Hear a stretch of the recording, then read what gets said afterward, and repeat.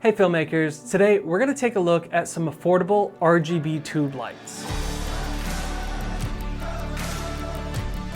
Now, before we get into the review, I think we all know what's going on in the world right now, so I hope that you're staying healthy and trying to stay as positive as you can. Watching other creators' videos that have nothing to do with the current news has been a nice break for me, so hopefully this video can do the same for you. All right, so let's get right into the juicy details. This is a 4-foot RGBW LED light tube, and it's called the Chameleon from DF DigitalFoto. And I've absolutely been loving this light so far. It's bright, it's colorful, and it has a lot of really cool features packed into it. Now, I think a big barrier to entry or reason why not everyone has been buying RGB tube lights is because of the price. They can get really expensive. Now, if we look at the top brands right now, like Quasar Science, if you want a 4-foot RGB light from them called the Rainbow, it's $500. That's a lot of money just for one light. If you want something that's more affordable, you can get the Nanlights, and those are $400. But these bad boys are only $280 for a 4-foot RGBW LED light tube with a built-in rechargeable battery. That is an absolute steal. Now that we have price comparisons out of the way, let's get into the actual features and capabilities of this light. Let's talk about how bright these lights get. So they are 40-watt output on white, which is pretty bright, and I've clicked it on, and you can see that it takes about 6 or 7 seconds for it actually to completely turn on. So there is a bit of a delay there, but it's really not a problem. So right now I'm at 10% brightness, and there's these little dimmer knobs on the side for turning up the brightness and changing the Kelvin temperature and kind of going through some of the menus. So I'm gonna turn this up to 100% right now so you guys can see just how bright this thing gets. Now, obviously if I point this at myself right here, totally overexposed, and you can see if I kind of just bounce it off of the ceiling, it's brought up the overall ambiance of the room and just made it much higher key, getting rid of those shadows. And then if I'm kind of using it as a flashlight to point it around my little studio office here, you can see it's very bright. Now, when you're using these lights in RGB mode,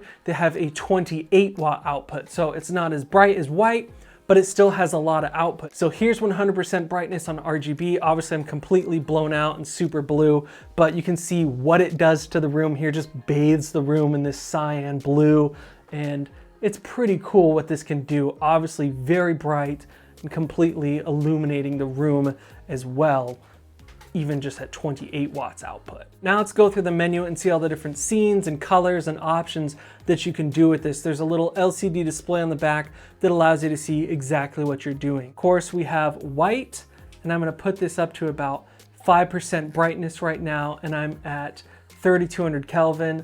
And like I said earlier, of course, you can bring this anywhere between 2800 Kelvin all the way up to that 9900 Kelvin. So a huge adjustability there. And I'm just using the knobs on the side to change the Kelvin temperature, and then of course the brightness as well. There's different settings for setting up group, channel, and DMX.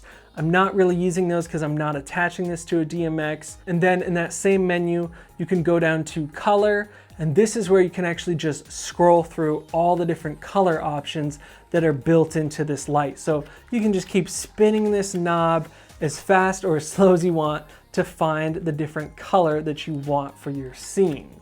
But if you don't want to spin this knob endlessly, they have a bunch of different presets built into it as well. So that brings us to the next button here, which is Color Alta. And that has all the different presets in it. So you can of course go to colors like red, yellow, orange, blue, and just click on them and get to all these different quick little presets if you don't want to spin through the knob, and just get the exact bright color that you want. Now, of course, these are going to be more solid colors than any like kind of shade of a color in between, like you might get by just spinning that knob.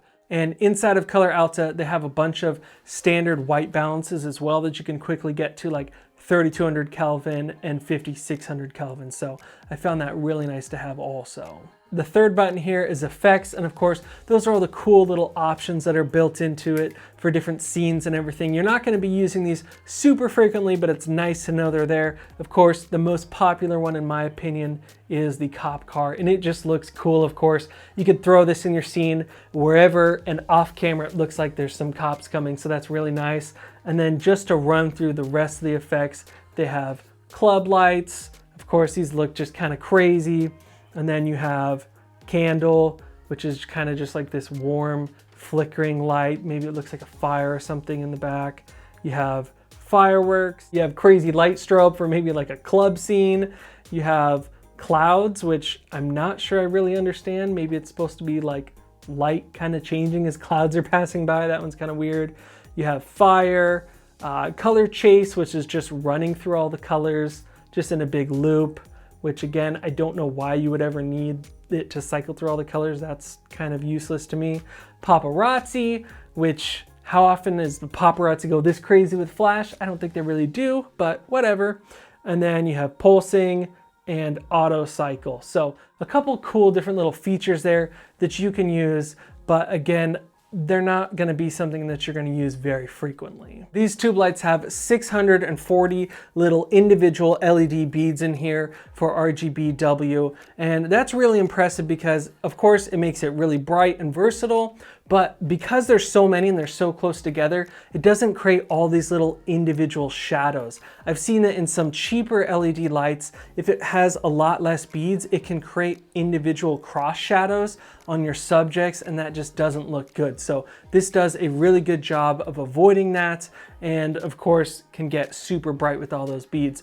Now there is a bit of curved diffusion on this light to help prevent those shadows as well and make this light source really soft. Without adding any extra diffusion or bouncing them, they can provide a really nice soft light source for your subject. So even if I just kind of throw this up in front of me here, you can see that it's not adding really harsh shadows to my face or anything like that. Something that makes these lights really useful and just different than other LED tube lights is the fact that they have a built-in rechargeable battery. Now I love that because I can just turn the light on and then place it wherever I want right away, and I have another light source in my scene without having to worry about plugging it in, hiding the cables, and everything like that. So it's just so easy to add a hair light, fill light, whatever it is to your scene without worrying about everything that comes along with plugging in lights and them consuming more power on your grid and everything like that. It just has that internal battery, so it's just so easy to move around. And I've already been using these lights so much to just light up random things really quickly because I know it has that battery inside. I can just turn it on and immediately I'm getting light. I don't even have to worry about throwing like a Sony NPF battery on the back. It's built in, and as long as I keep it recharged all the time, we're good to go. The battery life on these is actually pretty impressive. If you're gonna run them at around minimum brightness, they'll last for up to 3.5 hours. Now, of course, if you're gonna crank these up to full 100% brightness, they're only gonna last up to 1.5 hours. Either way, it's really nice to have that internal battery built in just when you need it. Of course, if you're gonna run a really long interview or a scene for a whole day, you just want to plug them in so you don't have to worry about the battery life dying on you. The light, of course, comes with a cable for recharging the battery, but I was a little disappointed because it has a foreign prong on it, and then they send you an adapter so you can plug it into a US outlet. But the thing about it is it's pretty flimsy, and when it's hanging on the wall, I found that this can get kind of loose and even just fall out. Now, luckily, this part of the cable is fully removable, and this is a standard little connection here. So if you have any other cables that have the proper, connection for your country, you can just plug it into the brick here and you'll be good to go, so you don't have to use any adapters. The internal battery does take some time to recharge. It takes about 4 to 5 hours to get it back up to 100%, so I suggest recharging them overnight if you can. When you buy one of these lights, it comes with a handful of accessories like this little zip up case, which is nice if you want to travel around with it. It's not super padded or anything like that, but at least it's something to throw it into. It also comes with 2 mounting clamps that have 1/4 20 threads on the bottom, so it makes it really easy to mount this to a light stand.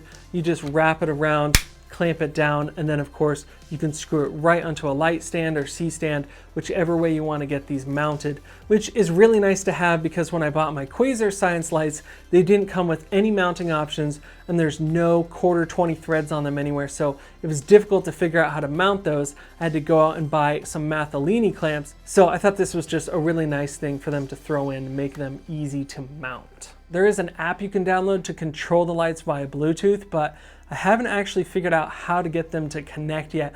It just says searching for available Bluetooth LED equipments. But once I do figure out how to connect the lights to the app, it looks pretty cool. Like you can just do pretty much any color picker on there. And of course, you can punch in the exact color code as well. So I got to figure that out because that'd be really nice to use. The lights are fully DMX controllable, so there's micro USB in and out ports here on the top. So if you want to daisy chain a bunch of them together and then run them all back to a board and control them there, you can do that also. These lights have a 95 CRI, which is pretty decent if you compare that to some more popular lights like the aperture lights. Those have a 96 CRI, so they're a little bit more true white, and that's basically what it means. It's the color rendering index, so how close to white and other colors does this render those lights without putting in other magentas or greens or whatever it is into your white light. So it's not perfect on the scale, but it's actually not bad. Honestly, I've just had so much fun with these, playing with all the different colors and getting creative, and I can definitely see myself using these on many upcoming professional shoots. If you're interested in picking up one of these lights, definitely check out the link in the description below. I want to say a special thanks to the guys over at DF DigitalFoto for sending these out for review. They've been a ton of fun to play with, and I wasn't paid to say any of this. And guys, if you want to see more videos like this, hit subscribe right now because I have a ton more videos coming out in shooting, editing, lighting, everything like that. All right, I'll see you in the next video.